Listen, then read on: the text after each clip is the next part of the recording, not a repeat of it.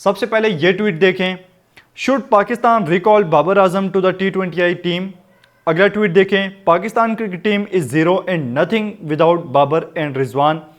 फिर अगला ट्वीट देखें, once Nasser Hussain said you won't realise how good Babar is until he is gone, his words proving true and will prove true in future as well. अगला देखें, शर्म का मुकाम है कि 15 पे 5 आउट हो गए, अगर आगा सलमान उल्टा हो जाए तब भी ये चेज नहीं होगा। किंग बाबर के होते हुए ऐसी सिचुएशन कभी नहीं हुई, बाबर के मुखालिफ हैं वो अपना इलाज करवाएं। अगला देखें जी, तो कैसी चल रही है modern day cricket. Last time we lost to Afghanistan by 2-1 in 2023 when PCB forcefully rested Babar. Now PCB is also losing this series, this time against Babar is forcefully dropped without any specific reason. अगला tweet देखें, Wikipedia recognises Babar and Rizwan best opening pair. फिर इसके बाद अगला tweet देखें जी, and this MF said why Babar played slow against USA. भाई उस दिन अगर बाबर 44 ना बनाता 43 बॉल पे तो उस दिन भी यही हाल होना था, अब पता चल रहा है क्या। सबसे पहली बात कि यूएसए के अगेंस्ट पाकिस्तान ने 160 रन बनाए थे और उस मैच में बाबर के 43 पे 44 रन थे। 160 जिस पिच पे टीम ने रन्स बनाए हैं वहां पे 43 पे 44 रन्स आप कैसे जस्टिफाई कर रहे हैं। और मैं आपको ये यूएसए के अगेंस्ट 160 यूएसए के बैट्समैनों ने चेस कर लिया था। आपके और हमारे किंग साहब 43 पे 44 रन्स की इनिंग खेले थे, सेट होने के बाद इनिंग फिनिश नहीं कर सके थे। और जो कल बात करें बहुत से दोस्त कि 130 चेस नहीं हुआ, मैं आपके सामने 130 से भी कम के टारगेट रखूंगा जो बाबर रिजवान की मौजूदगी में पाकिस्तान से चेज नहीं हुए थे। और वो मैचेस आम मैचेस नहीं थे बल्कि वर्ल्ड कप के मैचेस थे जो बहुत ही ज़्यादा इंपॉर्टेंट मैच थे। और उस मैच में जाके उन मैचेस में इन्होंने जो ब्लंडर्स किए हैं वो आपके सामने आएंगे। दूसरी चीज़ है, एक और ट्वीट है कि बाबर और रिजवान के बगैर पाकिस्तान की क्रिकेट कुछ भी नहीं है, पीसीबी जो हो रहा है अच्छा हो रहा है। पहली बात है कि ये टीम बाबर रिजवान की नहीं है, ये हम सब की टीम है, पाकिस्तान की टीम है।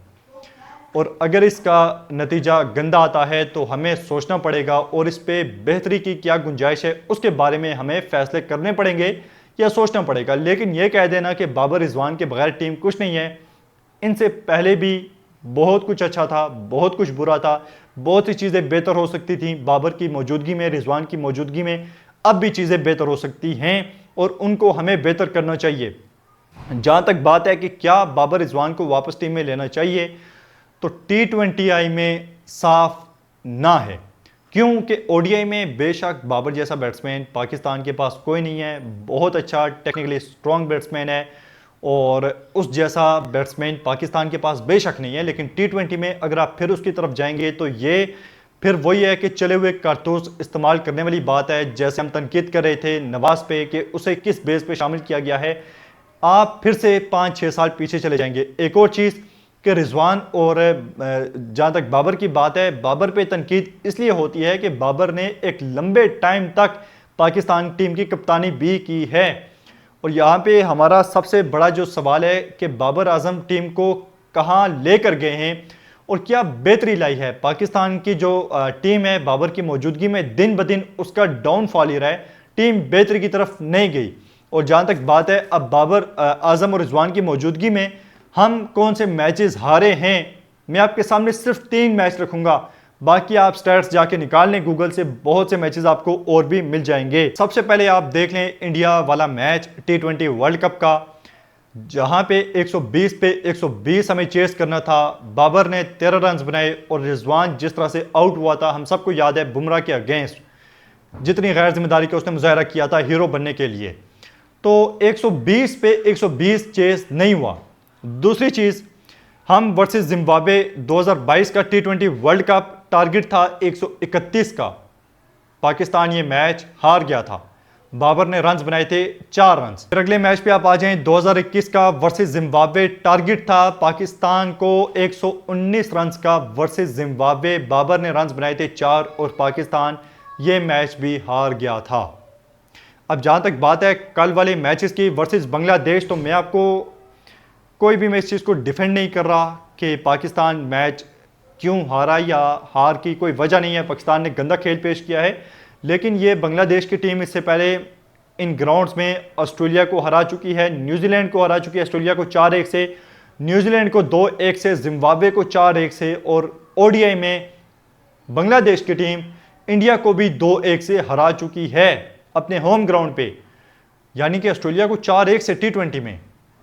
तो बांग्लादेश की टीम भी आसान नहीं होती। ये वो विकेट्स हैं जहां पे रन्स नहीं बनते। 115 120 ये एवरेज स्कोर है यहां का, और इतने ही रन्स बनते हैं और ये रन्स डिफेंड भी होते हैं। जहां तक एक और इंपॉर्टेंट चीज है कि बांग्लादेश के अगेंस्ट पाकिस्तान ने रन्स बहुत ज्यादा बनवा दिए थे। 38 पे 4 आउट होने के बाद बांग्लादेश 134 कर जाता है, तो वहां पे कप्तानी का बहुत बड़ा ब्लंडर हुआ है जो नहीं होना चाहिए था सलमान अली आगा से। बाकी मेरी आपसे रिक्वेस्ट है कि बाबर जैसा बैट्समैन, फिर वही बात है कि ओडीआई में नहीं है लेकिन टी20 में उसकी जगह नहीं बनती। बाबर रिजवान को जहां पे आपने इतना टाइम दिया है, इतने साल दिए हैं, तो थोड़ा सा सब्र तमुल का मुजाहरा करें और जो गलतियां हैं उनकी निशानदेही करें। कप्तान ने बहुत गंदी इनिंग खेली। सलमान अली आगा ने 23 बॉल पे 9 रन, 9 बॉल पे 3 रन, बहुत गंदी इनिंग थी। मतलब आप सबसे ज़्यादा अगर हमें किसी से एक्सपेक्टेशंस थी तो वो सलमान अली आगा और साइम अयूब से थी, जो टेस्ट क्रिकेट भी खेलते हैं और उन्हें रन्स बनाने चाहिए थे। कंडीशंस उनके हिसाब की थी, खास करके सलमान अली आगा की। और ये जो यंगस्टर्स हैं इन पे तनकीद करना, तमाशा बनाना, मजाक उड़ाना, तंज करना, गालम गलोच करना, इससे परहेज़ करें, मेरी आपसे रिक्वेस्ट है।